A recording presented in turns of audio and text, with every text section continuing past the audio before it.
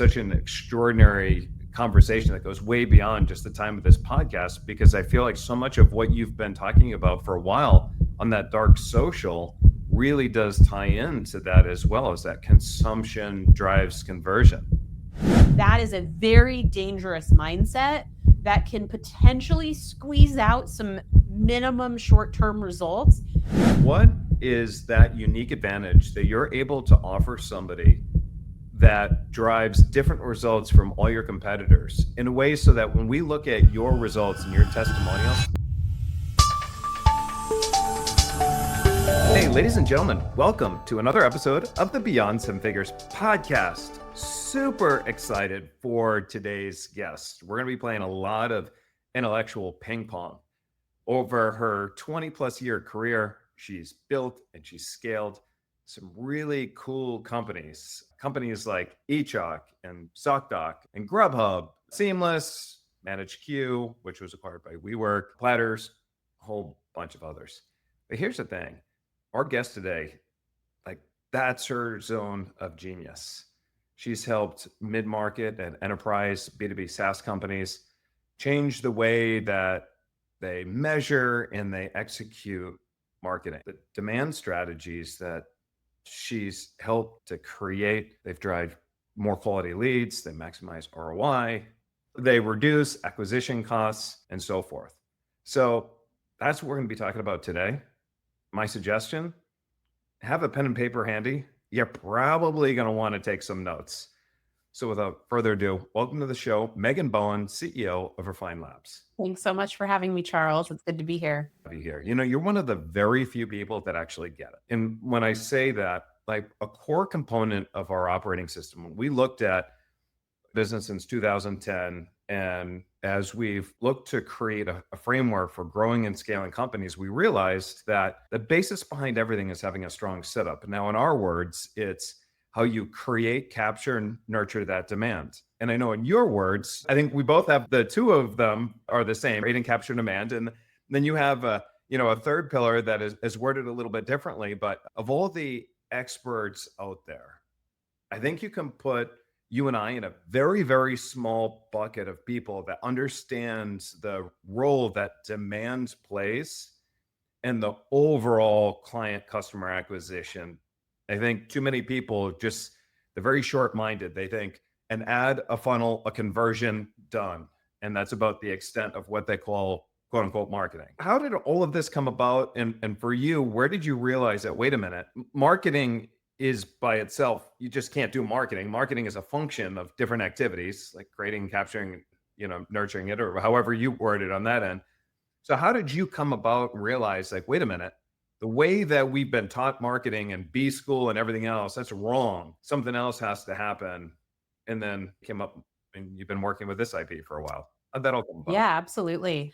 So I, spent the first 15, 16 years of my career in all those companies that you just mentioned, essentially across a lot of different functions, everything from sales to customer success to marketing and operations.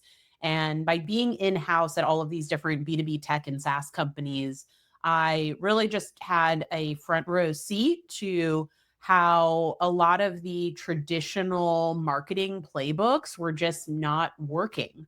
And in all of these different contexts had an opportunity based on, my role and my experience to start to try new things to ultimately help these businesses grow and succeed. After that sort of run in-house, I came to the realization that there was a way for me to have a bigger impact on just the B2B ecosystem at large. And if I started this agency and was in a position to actually work with many B2B companies, that I could help essentially change how all of these companies thought about go to market and really think about how they can change the way that they measure and execute marketing with the ultimate goal of building profitable, sustainable growth engines.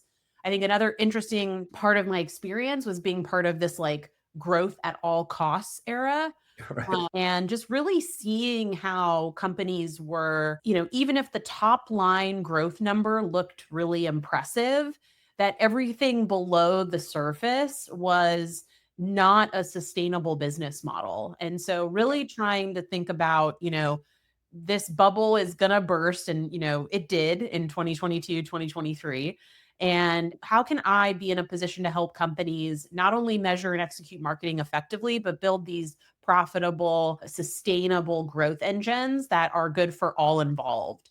I'd been in companies where there were big layoffs and all of these things. Like, there are real consequences when people try to grow in an unsustainable way. And I just thought, this is my opportunity to help. We started Refine Labs and we're really focused on this capture, create, and convert demand framework, right? And it was really, if we're zeroing in on the marketing engine, there are these three core pillars that are super important. People are looking for you today. How do you capture that demand? People are not looking for you today, but they might tomorrow. So how do we create awareness and demand within that segment? And then once we capture that demand, how are we actually converting that to a real customer? What's been really fun is over the last, I would say, like 12 to 18 months, I've started to even broaden my aperture even more. And I've been talking a lot about, and I didn't invent this, but I've been really talking about this reframing the go to market narrative around brand, demand, expand. I've noticed that. The way to think about this is if we kind of pull out of the demand world a little bit and have a broader view of what's really important for businesses to grow, especially where we are right now, this sort of like the boom days of the early, sort of the earlier years we've had are behind us. It's much more challenging to grow. AI is creating a lot of disruption in the market. So Sure. actually going back to some core like marketing and growth fundamentals are really important. And so brand is actually a lot about creating demand. It's really about that brand awareness motion. Yeah. Demand really still is, capture, convert, and create as well. But then thinking about what happens after they're a customer and how Mm, important it is to deliver on the promises that you've made, not capitalizing on opportunities to improve retention or expansion and cross sell. And so it's just continuing to evolve the impact and the narrative that we've had. sure. As we continue to grow as an agency to think about how we're evolving and adapting with all of the changing market conditions. Now, what is the problem with the way that the traditional approach is? And you kind of look at all the gurus out there and whatnot, and they're saying, "Hey, all you need is a funnel." And whether it's a website funnel or a webinar funnel, and whatnot. So take the funnel, run some ads, and all of a sudden this magical pixie dust will, create a whole flood. People buy the courses, they try it, it never works out. They can't understand why. And that's really not a problem today. That has been a problem actually for a long time, for almost as long as I've been in business. Why is that approach that is probably the most common approach that's taught right now? Why doesn't that work? So, the premise behind this approach is that it's really a volume game, right? I acquire as many leads as possible by any means necessary. And as long as that's a really, really big number and I can put them through this funnel, that I'll eventually get a certain amount of customers out the other side. What I will say is the reason this is so commonly used is I would say at the very like at the dawn of digital marketing, this did work for a while. This Yeah, was effective for a period of time. So absolutely. everyone adopted it. The problem is as things changed and digital marketing became more mature and buyer behavior started to change, people did not update their strategies and their tactics to follow along. And another reason why so many people are still stuck in this approach is it's really easy to explain to a CFO and a CEO. And Right. so, regardless of how effective it is, people see I put these investments in, I get these leads, and then we get X amount of customers from those leads.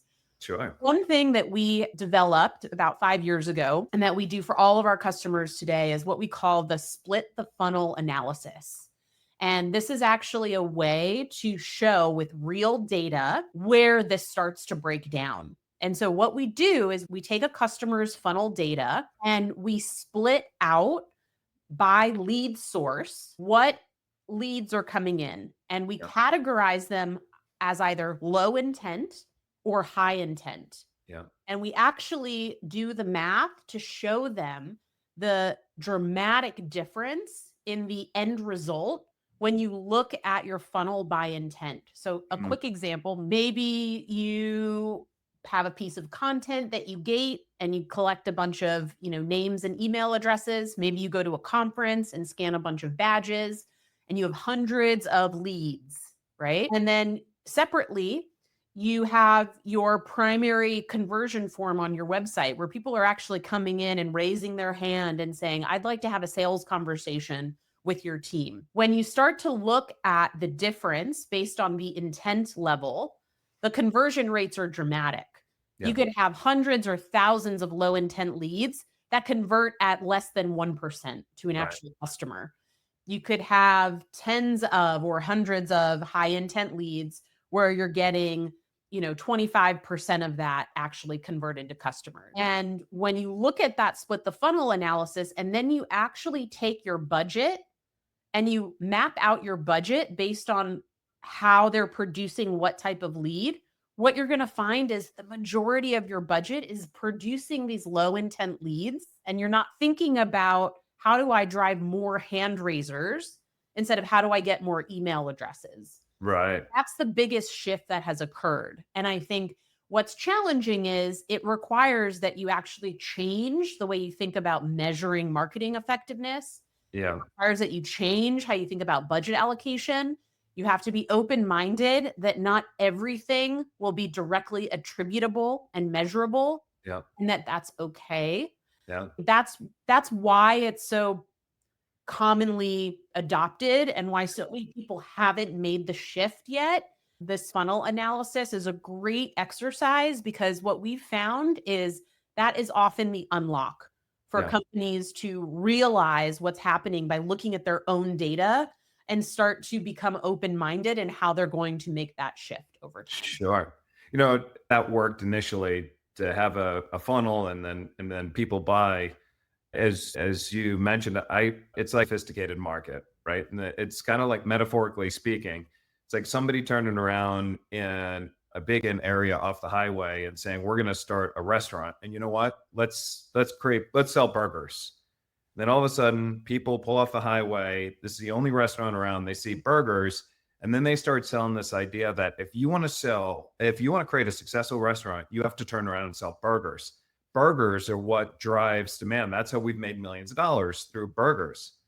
But then, as the market gets far more sophisticated, they realize that wait a minute, there's more restaurants and there's more of everything out there. It's not necessarily burgers that it is, and that's kind of what happened when the internet sort of came around and whatnot. Very few people knew how to put their offer right in front of the right people, and so it was just kind of like having that restaurant, putting the burger. Few people knew how to put people and how to get their self known, and so it was very easy to create and attract those buyers. And then what happened is everybody else started to become far more sophisticated, and there was a lot more competition that came in. You had direct competition and indirect competition. And then as it became so sophisticated, you realize that it really wasn't about the burgers. There was something else. And that's kind of what we're talking about here. And you mentioned how in the 1990s through 2010, we had this analog buying era. Yep. And then from 2010, 2020, there was this website era. And that's kind of where we're talking about right now, about the funnels and everything else between 2010 and 2020, though the funnels kind of started really dying down maybe around that 2016, 17, that became a lot less effective. Yep. And then you're looking at 2020 to 2024 is that whole dark social. And now we're in this AI era. I do think we're kind of like in this overlap between the dark social and the AI. There's always some overlap over the years. Yeah. Yeah, for sure. And I would also tend to think that the dark social elements that you were referring to that will remain a part probably indefinitely, some component of dark social, because people want to be educated and make smart decisions, and so they're going to go all these places that we can't find. But I'm in a complete agreement with you that if you just look at AI, I mean, every trend that I've seen so far, when it looks at the the role of the B2B salesperson between now and the year 2030. I did such deep research. I'm the biggest dork in the planet when it comes to this stuff. Found is right now 96% of all buying behavior is happening before they agree to get on the phone with you. Yep. So 96%. But by the year 2030, that's looking like almost 100% of all buying activity will happen before they get on the phone with you. So in the year 2030, the role of the B2B salesperson isn't going to be that of traditional selling. It's going to be more of a client experience type of representative. They're already going to know, and they're going to expect to get all the answers that they need to make a decision before they get on the phone. So you've got to be able to make sure that that's crystal clear. Any comparisons, any data, any case studies, all that other stuff. So let's kind of talk about where that B2B business owner is now, and what do you see that is really working to fill the sales pipeline?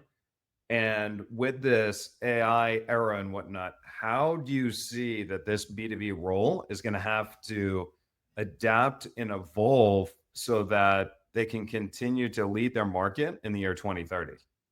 I agree with you in terms of we're to this point where a sales call as we know it today is essentially going to be like a closing call, implementation, onboarding call. Essentially, it's like, hey, my Right. decision is almost made, but we need to just tie up some loose ends and really get going. And so I think the biggest thing that people need to be thinking about is you need to completely eliminate any friction for your buyer to fully understand every aspect of your offer. Now, give us some examples of common friction points. Yeah. So, I mean, I think common for points, you do not put pricing on your website. You do not have social. Everybody does that, right? No pricing. They hide it. Get them on the phone. People hide it. They want, yeah, people gate critical information. People are not upfront about why they're different from their competitors. People do Yep. not discuss what happens after you decide to purchase. And Hmm. so you really have to, and especially, you really have to use your website to basically allow your buyer to find out everything that they would need to know in order to make a purchasing decision right at their fingertips. Not only do you need to have that on your website, you need to be auditing all of your digital properties, right? And so whether that's your YouTube channel or your podcast or other content that you have out there, how is everything being consistent and comprehensive in Yep. terms of who you are, what you do, why you do it, what you offer, who you're for, how much it costs, and how to get started? People make these funny and interesting claims which are very likely to potentially pan out in terms of maybe AI agents doing research and bringing back information to people who are ultimately making buying decisions. You Hmm. literally need to have your website and digital properties be consumable for humans Yeah. and for technology, Yep. right? And the clarity and the consistency and the comprehensiveness are crucial. Unfortunately, today, most websites, it's unclear who the product or service is for, what it actually is, how much it costs, what What you makes get, you different? what outcomes it's driving, why you're different. And so these feel like basic things, and they kind of are. They're like fundamental foundational things, but for some reason, a lot of businesses are just not good at clearly communicating that on their website. And they have been historically relying on the fact that a salesperson will be the one to close those gaps. And I think that's what people need to be thinking about and starting to change so that they can be successful going forward. It's funny. The amount of people where I will go to their website and I'll ask them a question, and I'll say, so what is that unique advantage that you're able to offer somebody that drives different results from all your competitors in a way so that when we look at your results and your testimonials, how are you able to deliver those better than everybody else out there? Like, give me an understanding. And virtually everybody can answer that question. Especially they can't answer that question by they remove the words or the phrases. We care more. We have better pricing. We've been around for a long time. You have direct access to the team. Like you get away like that. eliminate the typical stuff that people are going to say. What makes you uniquely different? How can you deliver results that are different than anybody else out there? Most can't answer that question. And so if the CEO can't answer that question, how do you expect the prospects to figure out, like, why should I hire you over somebody else? And then the hardest thing, Megan, as you know, is that we don't just have direct competitors anymore. So if you're an agency owner, for example, and let's say you're doing pay per click, your competitors aren't other PPC agencies. Your competitors are going to be AI software tools that do it, Upwork that does it, or even a whole slew of other people that are just competing for that same dollar, saying, no, no, no, not PPC. You're going to invest in SEO. You have to invest in this or that, and so forth. There's so much that goes on to that process. You're right. People are missing it. And when it comes to the AI era, you're already starting to see more and more people go to these AI engines and they're like, who will be the best company or the top 10 companies to solve for this? Yep. And if you're not showing up, that becomes an issue. But I think this is where your brand being at the forefront of your IP, when you talk about, what is it? There's three Brand, demand, expand. brand, demand, expands, right? Yeah. So this has got to be this my nation now is in understanding what you do. That brand. This is part of the reason why brand would be so important. So they're not going, who's the best, such and such. They actually look you up by name. Correct. And so I think the goal with brand programs is that before there's this concept of most people, when they are about to make a purchase, they have a day one consideration set in their mind. So what that means is if you're successful at brand marketing, like if a company is in the market for a CRM, they're probably going to think, okay, I can probably use Salesforce or HubSpot. Right. And I know there are a million other CRMs out there, but like those are the two that I know that exist, Yeah. right? And so you want to think about, in my market, in my niche, how do I become that day one consideration set? And the reality is spending all the money on the planet in Google search is not how you do it. You're Because right. at that point, people are already looking for something. What you want to figure out is, how do people know that I exist before they go to search, before Mhm. they go to Chat GPT and ask a question? That's how you win today. Now, you can do that in many different ways. There's a variety of brand programs that you can run. That's where things like word of mouth or peer referrals can come into play if you're just having a conversation with someone. But that is crucial. And most people do not allocate budget or attention to those types of programs because it doesn't fit nicely into that funnel that we've been describing, because it's not easy to measure. And that is the most crucial thing for people to grow. I do think things like word of mouth and trust always been important and are going to actually become even more important when technology comes into play. That said, another way to think about building your brand is, okay, what if they are going to Chat GPT and saying, what are the top 10 solutions for this particular problem that I'm solving? This goes back to needing to have command of your digital presence, Sure. both your website, other digital properties. With LLMs specifically, we also know that credible brand mentions on key sites like Reddit and otherwise are huge influencers in how these models are trained, right? So understanding how these technologies are leveraging information on the internet and making sure that you are positioning yourself appropriately. We started this process at Refine Labs about 9 months ago. And so we revamped all of our digital properties to have consistency.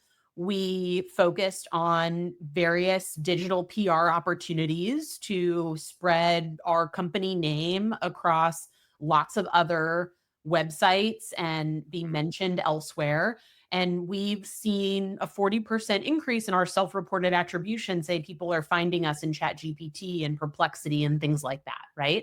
So Yeah. there are real ways that you can make sure that you're showing up in the right places, both from a human perspective and a digital perspective. You're right. And the thing is when you look at the consumer behavior and the consumer journey, By the time they're turning around and they're looking for somebody like Refined Labs, that's actually towards the end. There's so many things that actually go on beforehand. And Eugene Schwartz talks about this in his 5 different levels of awareness. Like the very beginning, people don't even realize that they have a problem. Then all of a sudden, just something happens.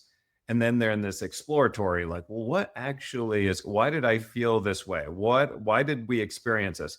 And they start looking for answers. And then if your company shows up as answer to what they're trying to look for, now you've already started to establish a little bit of preference. You have the answer to a question they have. And then as they move on from, problem unaware to now problem aware, now they know they have a problem. So now they know they have a problem. So now they're looking for different solutions. Well, how do I solve this? What can I do? And they start looking at all of these different areas for how do I solve it? Having the right content in there to be able to address that person. So then they go from problem unaware, problem aware to then solution unaware, solution aware, most aware. And so throughout that entire process, this is where content plays a really big role in helping to guide. And I oftentimes compare this to dating. Like Mhm. if I met for my wife now, if the first date that I had with her, if I even turned around and tried to move in and kiss her too quick, she would have run out that door, and then she really would have just there would have been it would have taken a little bit longer for me to get that trust back because she would have felt like he's in it for a different reason than I'm in it. And Yep. so she would have just pushed back. And the buyer's journey is very similar. If you don't know where your buyer is, and right off the bat, you're like, hey, let's jump on a call and let's try to solve this. Let me try to sell you. You end up taking several steps backward, not moving forward in the buyer's journey. But if you meet them where they're at, provide them with the content and the information that they need, and earn that trust to be able to then make that offer or give them the kiss and whatever, right? You do that, and then that really does help to shorten the sales process, boost the conversions, and so forth. But again, you look at most of the content out there, it's either garbage SEO optimized content that is written by somebody overseas. They're not even looking at what's being put out there just so that they hope to rank. And that's the extent of, creating content, or put out this content for only those most aware buyers that are ready to buy, and they ignore anywhere from 96 to 98% of the entire potential market that they could be speaking to. Yep. Absolutely. Well said. We talk about one of the phrases that we like to use all the time is consumption drives conversion, right? It's consumption drives conversion. It's the consumption of content that helps to drive conversion. And as I understand everything that you talk about too, this is where I feel like you and I could really just go back and forth on this intellectual ping pong and really just have such an extraordinary conversation that goes way beyond just the time of this podcast, because I feel like so much of what you've been talking about for a while on that dark social really does tie into that, as well as that consumption drives conversion. And you did mention that there's that overlap. Let's talk about that dark social a little bit. I think people really they don't understand what goes on before they get to the website. And I'm just going to paint this example. I was talking to somebody recently and they said, "Oh, well, we only get X amount of leads on our website." And, that's just what it is. And so our buying cycle is, I think he said 30 to 45 days. And I was like, "Oh, you are so wrong. You don't even understand. And this is the biggest problem." And he's like, "What?" I go, "Guaranteed your buying cycle for your market is closer to 6 months to a year minimum, maybe even longer. But you only recognize them at the very end. You're missing so much opportunity." And that Absolutely. buying cycle is what you talk about in that dark social. Yep. Absolutely. Let's go into It's yeah, it's the difference of, so let's put ourselves in the buyer's shoes, not not our shoes as the company or the business owner. that. Yeah. As the buyer, the reality is it takes a long time to develop trust and awareness in any particular business or vendor that is out there. And so when you think about it from a buyer's perspective, and I'll use my own lived experience at Refine Labs, right? Like I've been at this for 6 years now at this agency. And we've had many phases in terms of how our marketing and content strategy has evolved. At the very beginning, me and my partner would host weekly virtual events during like the Yeah. peak of COVID, right? On talking about digital marketing and challenges and problems. And over time, we were able to develop an audience. We then started publishing that to a podcast. So at the beginning, all we were doing was bringing people together, talking about the problems and challenges, sharing solutions, sharing ideas, having a dialogue with our target market and our audience, Mhm. distributing that information on a post on LinkedIn, on YouTube, in all these different ways, essentially creating an association with our target market about the problem we solve, our perspective on a solution, and developing our credibility, our authority, and developing trust, right? Yeah. And we essentially never stopped. Our tactics and programs evolved over time. Like now that we're in a post-COVID era, I'm on the road and doing dinners and all sorts of cities to bring these people together.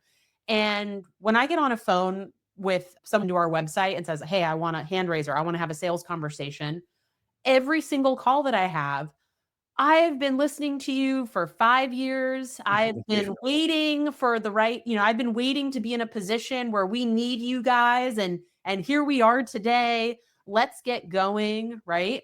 But that is how buying decisions are made, and Yeah. needing to have that long-term view of, I'm doing this because I'm hosting a dinner in Chicago next month. I had someone message me, "I really want to go, but I'm not in a buying cycle for an agency right now." And I'm like, "That's not what this is about. Like, this is about long-term relationship building. I'd love to have you there." "Awesome. I'm signing up. I really want to meet you." "Great." Like, me hosting this dinner next month is not because I want to sell the people that are coming to this dinner immediately. This is, I want to build some real relationships in person. And I know for a fact that that will benefit the business. Is it going to be next month or next quarter or next year? Maybe not. And that's okay. But because we've had this mindset the entire time that we've built our business, we never have a shortage of pipeline coming in. Yeah. And that is, people like to think that marketing is like a coin operated machine. I'm going to put in some money and then I'm going to get something out immediately. Yeah. That is a very dangerous mindset that can potentially squeeze out some minimum short term results, but that's not how businesses are going to be built. And I think, and you have to be thinking about it from building authority, credibility, and trust. Yeah. And the consistency really matters. We have never taken our foot off the gas in terms of how we continue to engage with the market. We just continue to evolve and adapt our strategies. In COVID, virtual events was our only option, right? Post Yeah. COVID, now we can be integrating different programs. And so that's really the crux of it. And it's interesting because when you think about the analog era, the website era, the dark social era, the AI era, there are certain things that never ever ever change. Yeah. And it's, how do you have a point of view? How do you get in front of your buyers and communicate that point of view? And how do you build trust, authority, credibility, and word of mouth? That will never ever change, right? Yeah. How you do that will change and evolve, and how you need to adapt your strategies based on changing technologies and changing buying patterns will evolve, but that foundation never changes. And too many people just don't even think about that. They skip past that and go right to a tactic from a place of, I'm not putting myself in my buyer's shoes. I'm sitting Yeah. in my shoes and thinking about what I want, not what my buyers want. I will say you do a very good job of that. Even before that, we jumped on the phone and we did an interview with you prior to this about Refine Labs for a long, long time. One of the things that I respect a lot about you, Megan, is that uh, you're again one of the very few companies out there that they eat their own pudding, right? All the stuff that you talk about, you apply it and you do it yourself. So when you share your insights and you share your advice, it's not coming from some book or some course or some degree that you've earned. It's, this is what we've done, these are the results, this is what we've experienced, and here's how we've made it better over time. The proof is in the pudding, so to speak, because it's like I really do see you everywhere. You really are in on all different places, and it's great. So it's no surprise that you don't have a pipeline issue. Now, how what do you say to the business owner right now? Let's use a theoretical example. Let's say you're talking to an agency owner that's doing about $1.5 million a year. They took their business to where it is because of hard work, word of mouth, and referrals. And now they're saying, my pipeline is dry. We're feeling these cycles of feast and famine. I hear you guys. This makes sense. What do I do? So, what would that plan look like for them now moving forward over the next, say, either quarter, couple quarters, year? What direction do you move them in? What advice do you give them? Usually for this type of context, I go back to a lot of basics. So I like to encourage business owners at this stage to complete this market of one exercise. Hmm. So, can you really describe your perfect customer? Can Yeah. you explain their pain points? What keeps them up at night? What do they look like? What challenges they need to solve? What outcomes do they need to produce? Yes. Many people cannot clearly define their Yes. market of one. And so that exercise is supremely important. Then we move on to the next exercise, which is what I would call essentially a strategic narrative or your differentiated position. Hmm. So, what is your unique point of view? Why are you different than other people? What do you do that only you can do best, right? Hmm. You need to clearly articulate those. Then you can move into actually defining your go to market strategy because Hmm. for clarity on your market of one and your buyer, you have your strategic narrative and differentiated positioning. Then it becomes an execution game, Hmm. right? Now you need to create content that amplifies your strategic narrative. You need to identify where your market of one spends time. Yeah. That's where you need to be. And then you need to distribute content in that place where your market of one spends time. It can really be that simple. Most people don't have that correct. So, Yeah. any tactic or strategy that you do without having that be rock solid will not produce the impact that you want. So, I always start there. There's usually a ton of work. Once you get that on lock, then you can make sure your website is in a good place. Then you can start producing great content, distributing great content, and you can start to optimize the engine from there. And in terms of the content itself, what guideline do you have for that content? Because you're going to have some people that are like, oh, I'm going to put out volume and just hire somebody overseas and put out a ton of volume. You're going to have other people that go, okay, I'll create it. And there's going to be a hard pitch with every single one. It'll be almost like a cleverly mass sales letter, so to speak.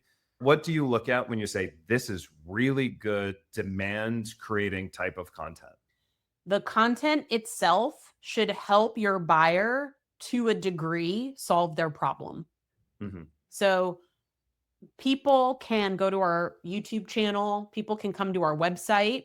Like even on our site, we just released Demand GPT on our website. You can literally ask any question you have about demand creation or demand capture, conversion, brand demand expand, and our chat bot will basically give you answers and resources for the question that you have without even Awesome. hiring us or getting on the phone, right? Your content itself should help your buyer to a degree Yeah. with whatever it is that they would hire you for. That is the bar that you should be measuring it against. And if that's the case, that's how you build authority, credibility, and trust. And then when they are in a position where they can buy your thing, then you're going to be the first one that they come to because they already know that you can help them because you have.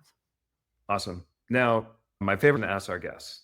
This is the Beyond Seven Figures podcast. What would you say is your biggest, best tip for our listeners that want to take their business beyond seven figures? Talk to your customers. Being the market of one, the strategic narrative framework. Most small business owners are too caught up in their own mind and try to think that a way to hack growth in their business is by reading something in a business book or speaking with another business owner. Best way to grow your business is to talk to your customers and understand if what you're doing is really solving a problem and what else you can be helping them solve. I still take the majority of our sales calls so that I can consistently have a pulse on the market And Mm, that has allowed us to continuously evolve, expand, and adapt our service offering, our pricing model, so that we can remain relevant to all of our target market. And so, I was able to break seven figures into eight figures because I always was prioritizing talking to my customers. And that information was essential in making key strategic decisions at the business level that allowed us to continue to grow. awesome. Awesome. We've had very interesting conversation when you think about it. We've talked about the importance of how that plays in the overall funnel and why that's different than the approaches that are still taught today, the real popular approaches. A little while in a more unsophisticated market where you would just run some ads, it'd be shortened to take them to a conversion event and so forth. And then all of a sudden things changed a lot. Megan talked about the different phases that the market's been in, from the analog buying era to the website era to the dark social era and then the AI era. And the role of the salesperson is changing. The world of the buyer is changing, and they're expecting to have more information, more resources, more education, more knowledge, and you got to be the one to provide the answers to these people. People want to learn more about you and the work that you do and where to get that demand GPT that you're talking about. Where do we send them? Refinelabs.com. So refinelabs.com, and then that little widget in the lower right-hand side of the screen, that is that That's demand it. GPT. Yep, everything.com, and you can find everything there, including links to our podcast, our YouTube channel, Demand GPT, blog articles, and ROI calculator. We have a ton of resources, all for on the website or linked from the website that'll take you where you need to go. Awesome. So check them out at Refine Labs. They do really have a wealth of content there. And Megan, follow her on LinkedIn. Her LinkedIn's are really, quite extraordinary, and you're going to get different nuggets of information that expand on the different things that we talked about here. So refinelabs.com, and then follow Megan over on LinkedIn too. You'll be happy you did. And then for additional tips, strategies, and information to grow your business faster, more predictably, and less dependent on you, also check us out at predictableprofits.com. Again, that's predictableprofits.com. This is Charles Gaudette with my new friend Megan Bowen, and I will see you in another episode.